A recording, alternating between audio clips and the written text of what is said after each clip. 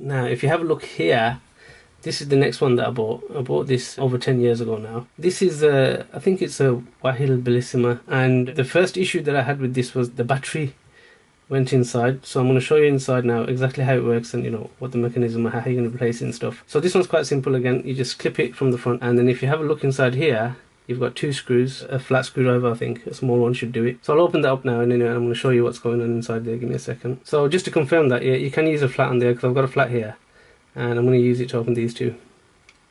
So don't be scared if the screw looks a bit like it's some kind of special screw. It's nothing, it's just a flat screw.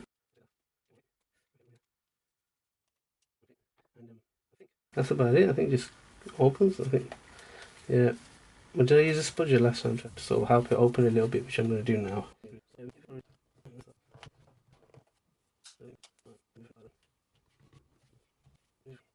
We'll get there, and we'll get there in the end. There we go.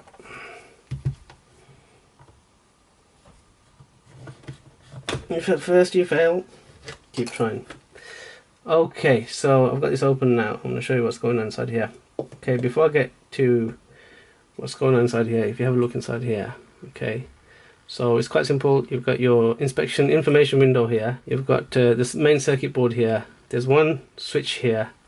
There's a motor here, and then there's some batteries inside here. These are the batteries that you're going to have to replace. Now I'm going to show you what they look like. But once you take it apart, this is exactly what you're going to find inside, and it's going to be soldered to the board.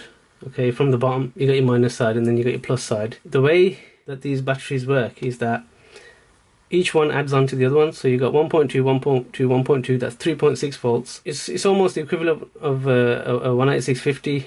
4.2 volt 18650, but each one is supposed to be 1800 mAh, so you'll have a bit more storage inside the batteries than you would from probably one single 18650. This will be desoldered off the board, these two bits. If you search for batteries for Wahl Bellissima and you try to buy the original ones from the manufacturer, these are, I think they're about £18 for one set. I can remember. I can't remember. I'm pretty sure I remember seeing them for £18 somewhere. And some other sites I've seen them for up to £35. If you go on eBay and you just search for generic 1.2 volt batteries, you can find these. I got a set of these, 4 of them for £4.99 delivered in the UK. That is for 5 of them, for about 5 of them. You know, it's not too expensive to fix.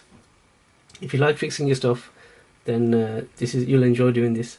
So what you're gonna have to do then is, obviously you need to then make that into this. So I'm going to tell you what you're going to do. So what you do is you're going to take your 3 batteries and you're going to put them in the same orientation as these. So you've got 2 with the minus next to each other and 1 with the plus facing up.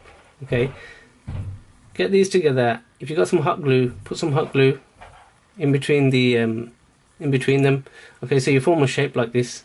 Okay, once it's dried up, follow the traces from here. So whatever you see, like there's one trace going from here to here, what you could do is you could use a wire and just solder it from here to here. Then what you do is you go on the other side, you follow the trace again and you solder another wire from that side to this side, and what you'll be left with is a plus on one end and a minus on one end, and that is what you're going to connect into the board. So what I did was I just used wires to make these traces, some quite strong wires, soldered them on, and then I use a piece of wire from here going up to the board and a piece of wire going up to the board. Quite strong wire I used because I know that there's some ampage going through it, but it's not too much. So that's fine. So that's basically what I did, and then what I did was I soldered that back onto the board.